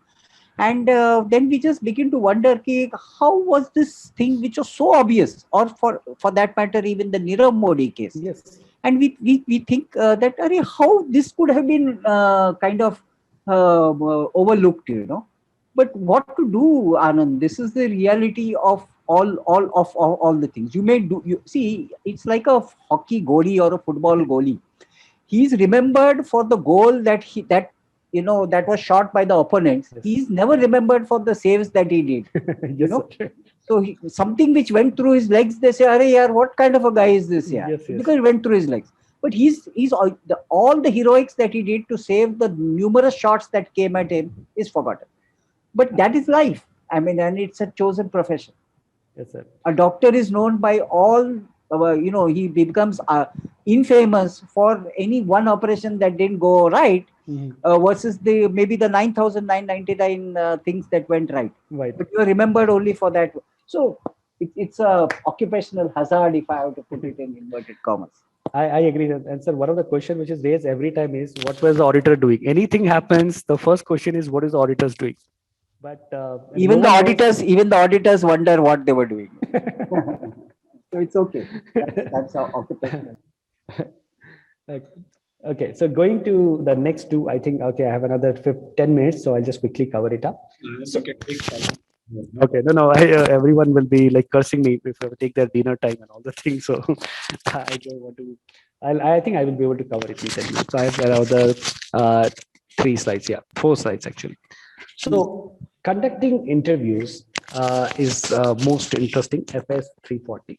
Why it is most interesting? Because I have attended one training session by one of the retired person from Scotland Yard. He comes to Mumbai every year and he does one training on interview and interrogation. He charges a bomb, but it was very interesting because Scotland Yard have a very interesting what we call it as, they even tell you how the chair should be done, what kind of lighting should be there, which side the lighting should face, and all that kind of stuff. But here, when we did it, we were actually more focused on what are the standard is not going into detail. It's just asking, as rightly sir said, what has to be done. So it says a professional communication or engagement with the individual to elicit information directly or indirectly is something what is the main objective or scope of an interview.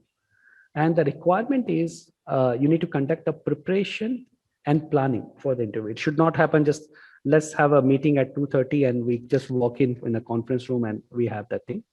And for that, we have to also have a methodology. A certain essential step has to be taken. We'll discuss that. And maintain confidentiality. This is very important. In fact, this standard, I think it is important because many times there are leakage happen. This information is leaked to others. So confidentiality has to be done. And it has to be documented. Minutes of the meeting, as we call it up, has to be properly documented. Who are the people? And chosen people has to be circulated. And a declaration signed statement has to be taken from that person also who is, who will all have attended that. And the objective of any interview is to seek information for corroborating your evidences, whatever we are talking or whatever we have got it up. So we go with a planned questionnaire. Planning is all about that. And based on that only we, get this. And this can be present in the court of law, but can be pushed as an evidence. There are questions on that.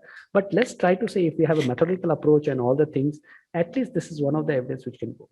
So the planning and preparation of this will be scrutiny of all the documentation. We have to create a correct questionnaire. Every questions, how the person is going to respond, that is also very important. Any modification required has to be done. For the method of interview, we have to have the theme, the relevance of that, with the question, how it is relevant to that case. Basic principle has to be done, and evidence, without inducement. This is like, we not want to induce someone to just give it up and all that kind of things is there. And the third part is very important, confidentiality and comply with the legal law. Now, I will deep dive quickly into this one, because to conduct a very successful interview, I just tried to take the same input and I've just tried to put it out here. We need to have a preparation, and it has to be questions, and the sequence of the questions are also very important. And why it is important is, there can be a follow-up question. In fact, this is one of the question was asked me in one of the other sessions. They said, can I have a follow-up questions and all the thing? It is, we can always plan for that. What are the follow-up questions are going to be there? And it's based judgmental to the professional who's going to conduct it up, because everyone has their own different way of doing it. There are questions that can be recorded up. You can, but it doesn't make sense. I would say it doesn't go in the court of law. Also, there are people. If you work with US legal console of your company, they will have a different point of view. If you talk to Indian console of your company, they will have a different point of view. And if you have talked to European console, they will just shoo away to you. They'll say, boss, don't even talk about all this thing. So every country has their own different views of doing it. So I'll not go into that. So, but we need to understand the legal law of the compliances and all the privilege which is there comes with that. So these are the things we have to talk in conducting an interview. Yeah, I think Anand, since you've done such a fantastic detailed presentation, one more thing that you probably aspect which I could see as I quickly saw your slide only now, Yes. is also to talk about the difference between open-ended questions and close-ended Yes, sir. questions. I Yeah. think that is also a very important aspect of a interview. Yes, sir. That is very much rightly taken. In fact, the thumb rule used to go that we should, an open-ended questions are like, tell us about this process or something like that. And close-ended is, have you done this or not? The answer should be yes or no. There was another school of thought which I just wanted to bring it out. Maybe there is not, standard is not talking about. So we used to be told earlier that if you're doing a confrontation or interrogation, then you go for close-ended question as much as possible. And if you're doing interview, then you go for more and more open-ended question. So that is one of the thought process which goes in terms of dealing with that. I think there's no right answer with whether one is correct or the other is wrong. But I think, the fact that we as investigators, we need to know the art of asking questions, because, Perfect. you get the answer depending on what you ask for. And the both are right. I mean, Yes. depending on the circumstances, you need to ask open-ended questions. Depending on circumstances, you need to ask close-ended questions. So I think that art of doing it is what I thought you should bring it out. Yes, sir. Actually, sir, it reminded me of one of my colleagues, and every time we used to go for any of this engagement in one of our other companies, he wanted to play good cop, bad cop. Usko wahi karne ka hai. Usko mere ko, because he has In watched. Yeah. In fact, it is done because, you kind of do all that. Yes, And yes. Mr. Raj has also asked about non-verbal Yes. those Body are also language. important, because it's a sum total. It's not an accurate science. It's an art. It's an art. It's not a science. And Sandeep sir has asked a very interesting question, which is, though you go with regional or preparation, many times the interview turns in a different direction. You're right. Of course. Yes, course, yes. of And course. Even if you want to go from Bombay to Cochin today, you may plan hundreds of things, but ultimately, it depends on the face of that guy when you enter. If he says 14 days quarantine, you're inside the box. Yeah. Yes, sir.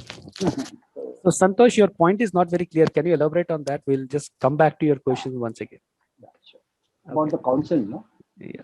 No, it's about RTI and so moto action by regulatory body. I couldn't understand. Can you give more context to this? You go ahead. I'll probably. So the last 350, this is review and supervision. Now here, this is interesting, thing. It goes without saying. I think though the standard was required because a professional using the work of a team of individuals, there are going to be multiple people. Nowadays the cases are so huge that you require a kind of a full, army of people to work with you. So when you are doing this, an expert to conduct a work procedure, how do you have a review of their work? as well as supervision. So the objective of this is that all the work procedure which are there are performed effectively and efficiently, which all of us know these two words. We have read it up in so many times. It is all about the quality of work and the speed of work. Basically, that is how we are trying to do that. And the progress is monitored because there are cases of interim report being issued, and all the procedure evidences and documentations are properly evaluated. It cannot be that, oh, I relied on my team and they gave me this and that's why I'm just giving it to that. The professionals has to take the responsibility of that overall. Yes, it is not possible that everything he does, but he can have a organization structure where there is a QC, a quality control process, or other things should be there. And all the documenting are the key step of review and supervision. It has to be documented that yes, this has been done, someone has reviewed it up. And if there are appropriate reviews, should be also evidence in writing by the reviewer. It is something like what we remember when we used to do earlier audit. We used to always have a manager reviewing whatever the work paper which we have done it up. It's like per QC check. So that is one of the thing. Though there is a the judgment of the I would say professional goes into that, but how much supervision and how much review has to be done, there is no point on that. It's a principle based. It's just saying you have to do that. You have to prove that you have done it up. So this is what we cover in review and supervision as FAS 350, and a little bit of detail in that. If you have to see the 3 points which are very important in review thing. First, the extent of review and supervision, which means it varies from assignment to assignment. It cannot be like all assignment it has to be done. Depends on what is the complexity of the thing. What kind of digitizations are there, or what kind of digital evidence you are getting it up. And also the applicable laws and regulation, because there are some countries in the world where you cannot go into even the private mobile of the person, especially Germany privacy laws and European unions have very strict requirement out there. And also the competency of the team, time and budget constraint, we have to see all of the things. Second point is nature of review, what I was talking about. It is all about tracking the progress of the assignment, timelines, ensuring all the work is being done properly. And we are conforming to the standards and laws and regulation. We have a standard on that. And the third part is very important, which I wanted to highlight it up. That is changes in circumstances. If there is a change in the terms and scope, then your supervision become more important, because what was agreed upon and what has changed now. So you should have necessary skill and competition to perform that additional or the change scope of work.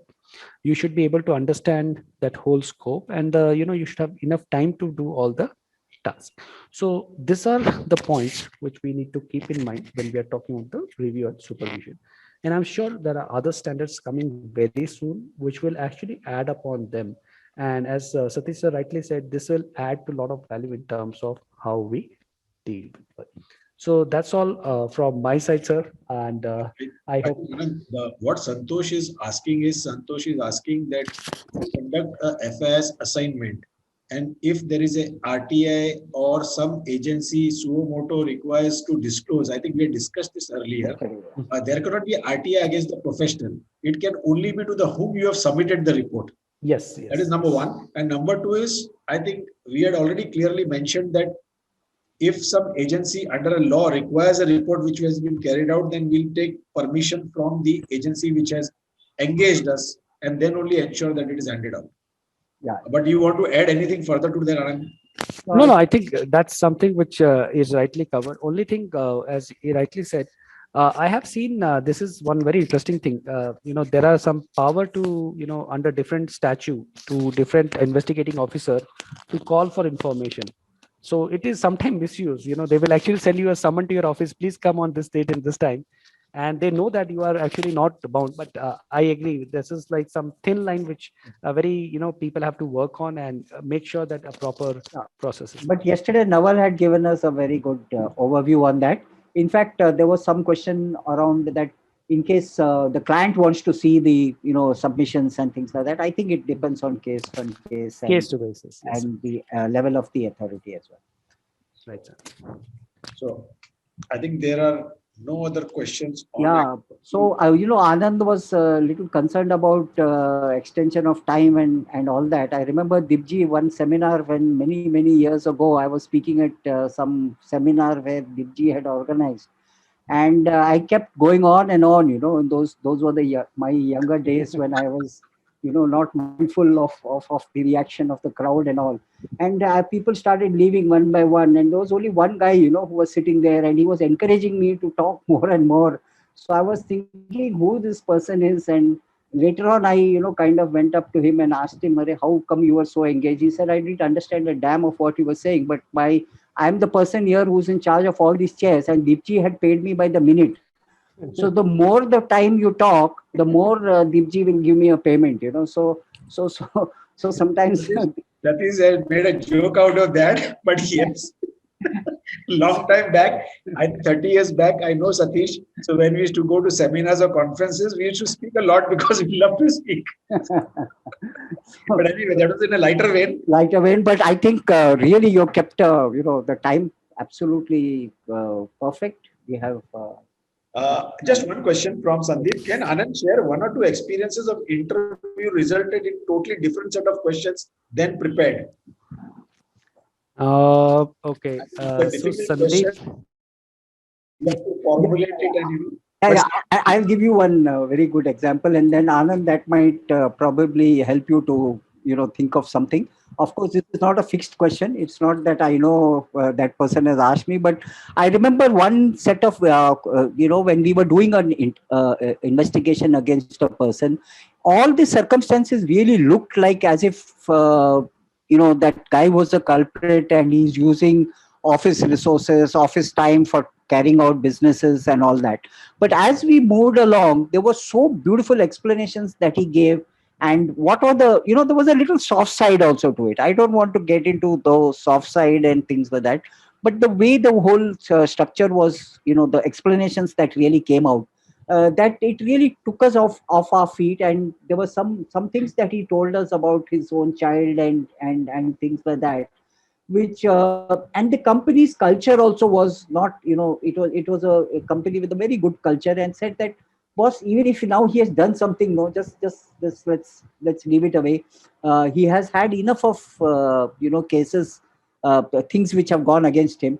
And the whole tone and the tune of the discussion, because before the interview we were thinking, this guy is definitely going to get booked, and things have changed on that score. So now, Anand, in fact, they are all wanting you to give an explanation. no, so I'll just share maybe one. Actually, I was just trying to remove the name of the clients and all the situation and just repair it up.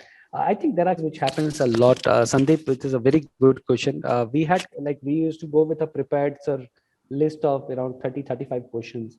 But one case, what happened is the guy whom we were interviewing in some kind of a manufacturing setup, he said, I will tell you more about what actually happened. He became like more of a whistleblower or additional whistleblower for that case.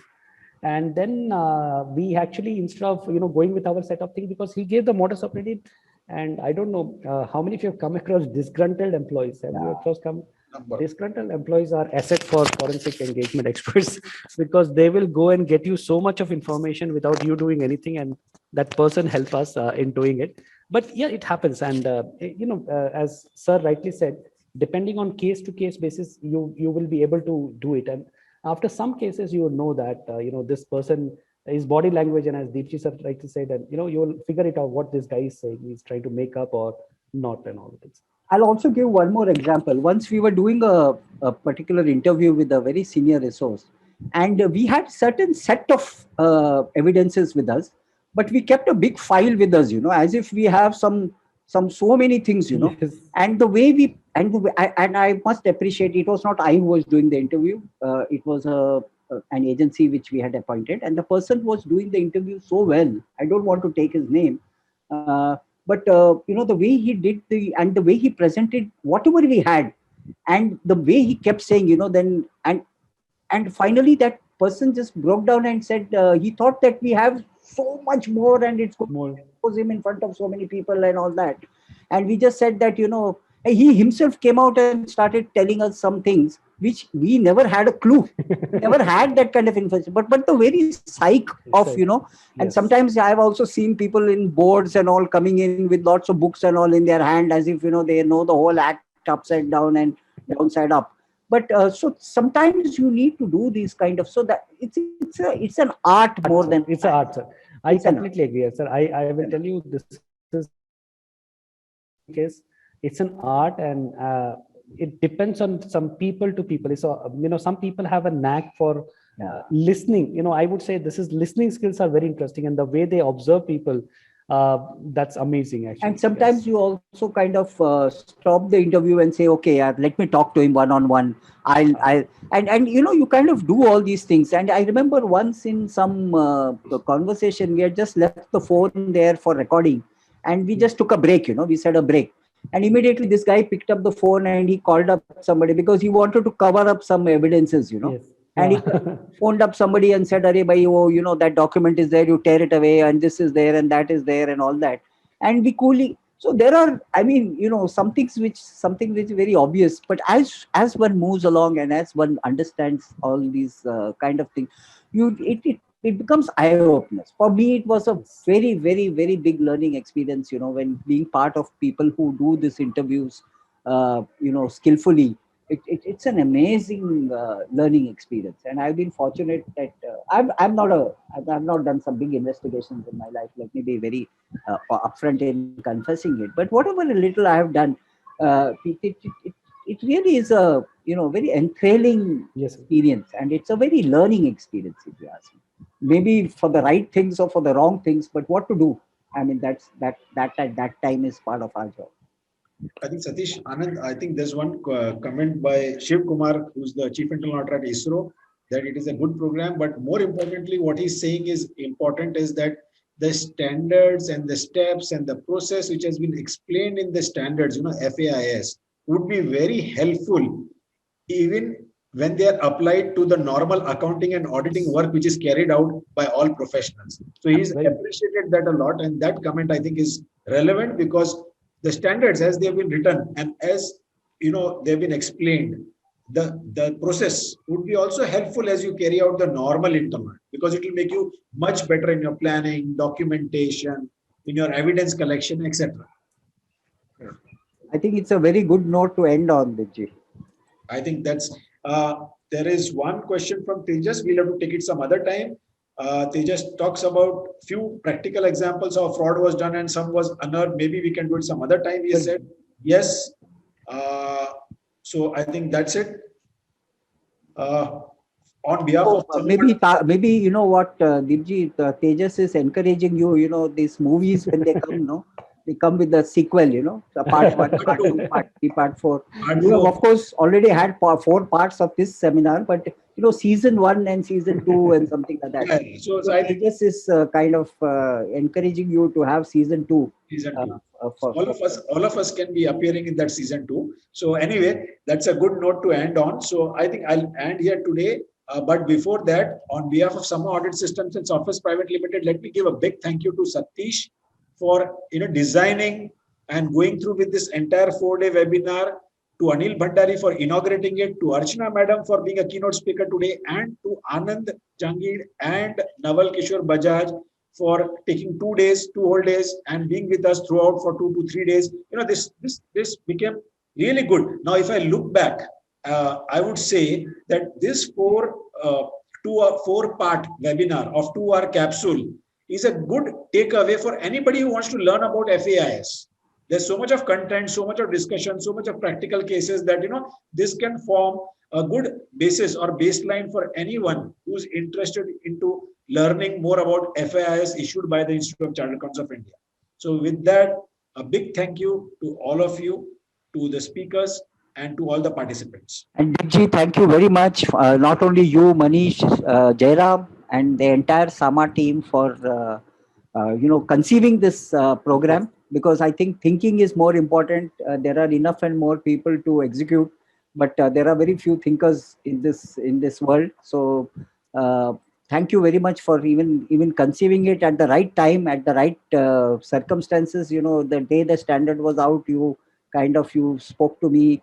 I was also going through my own personal challenges, but I said, never mind, this has to be done.